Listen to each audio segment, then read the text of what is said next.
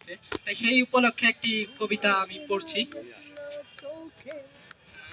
যেহেতু আপনারা সকলে অবগত আছেন যে 21 তারিখ আসলে আমাদের একটি ঐতিহাসিক স্মরণীয় দিন।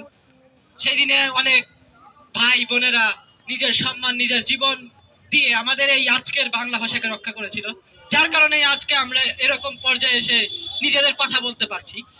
অতএব সেই পর্যায়ে সেই বিষয়কে নিয়ে আমি একটি কবিতা পাঠ করছি, আশা করি আপনাদের ভালো লাগবে। আমার কবিতার শিরোনাম 50টি বর্ণের জন্যই 52 সাল। 50টি বর্ণের জন্যই এই 52 সাল।